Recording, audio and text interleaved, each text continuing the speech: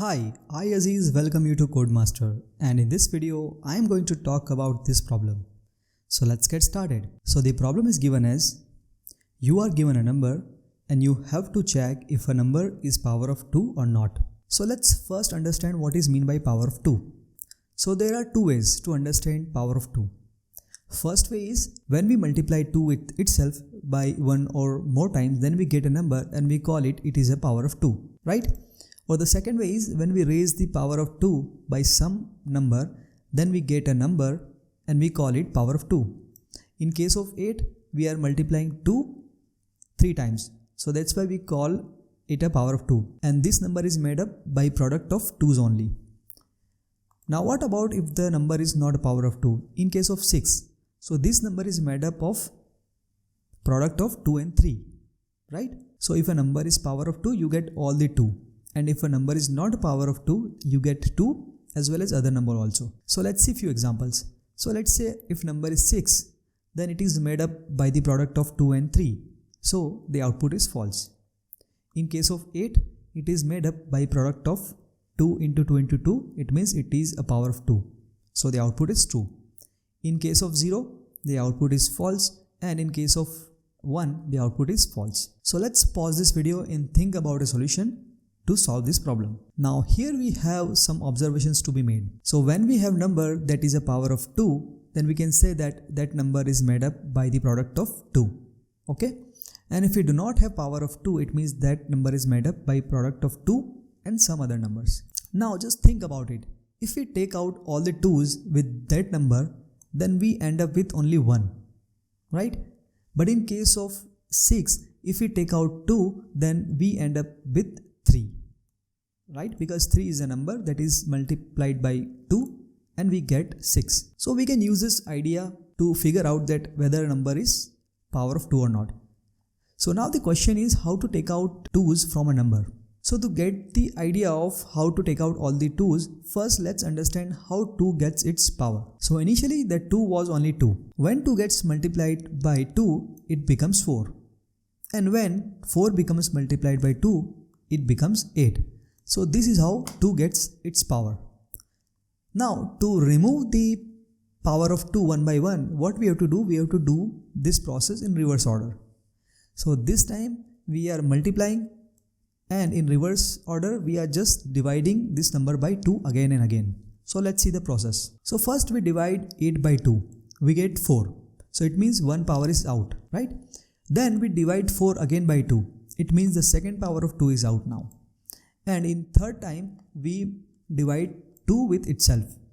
So this time third power of 2 is out and we end up with only 1 and 0. Okay. Now let's see if a number is not a power of 2. Let's see 6. So let's divide 6 by 2. We get 0 and 3. Then we again divide 3 by 2.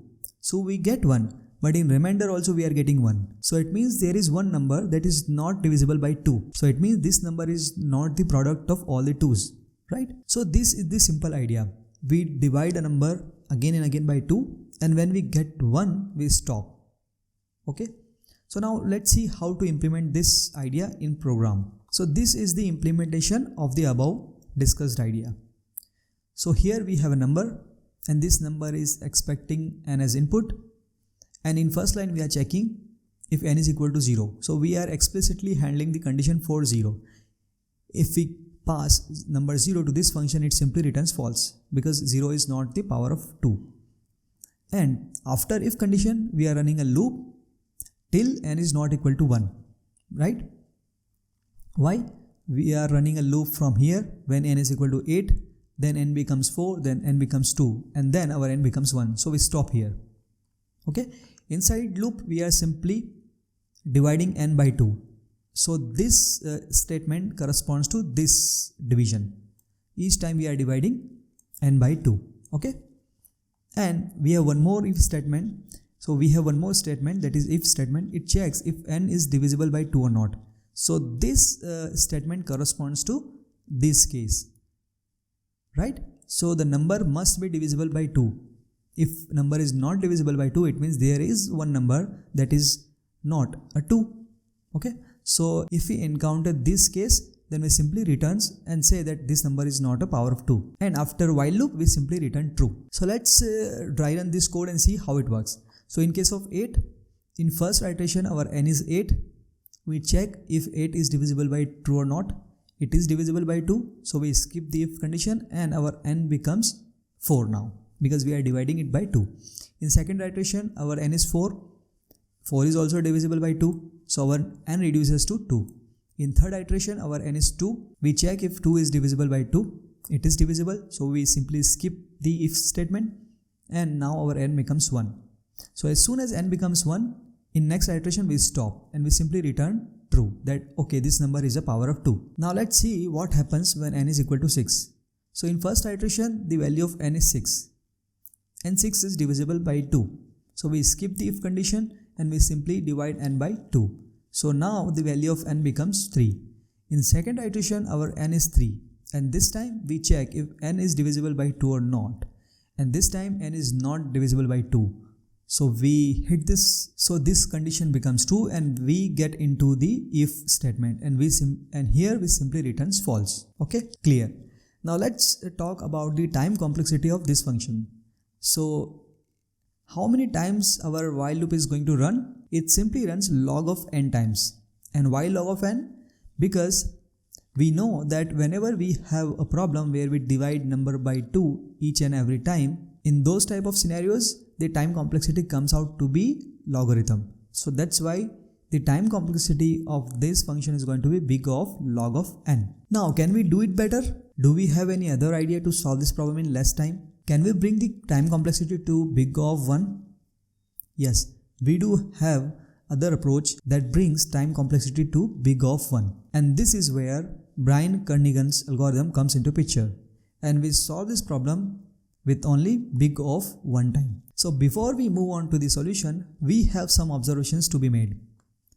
So if you look at all the numbers 8, 4, 6, 5, 8 is a multiple of 2 and 4 is also a multiple of 2.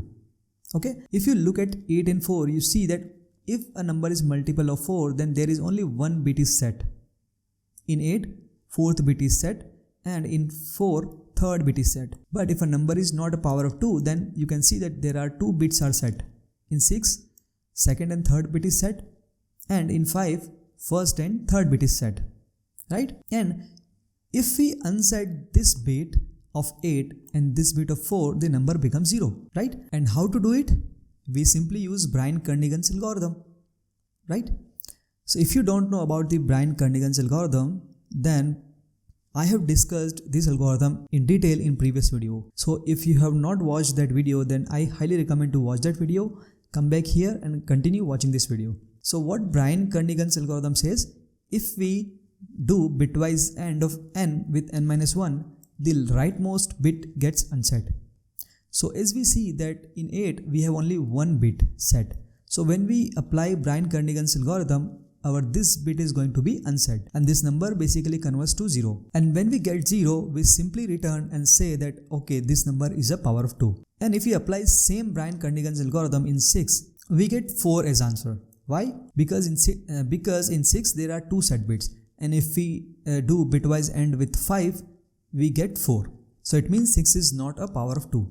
So let's see how we implement this idea in our code. So this is a simple implementation to solve this problem.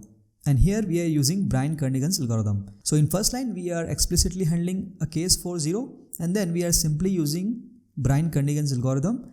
If this piece of expression returns true, it means it is a power of 2. If it is false, then it is not a power of 2.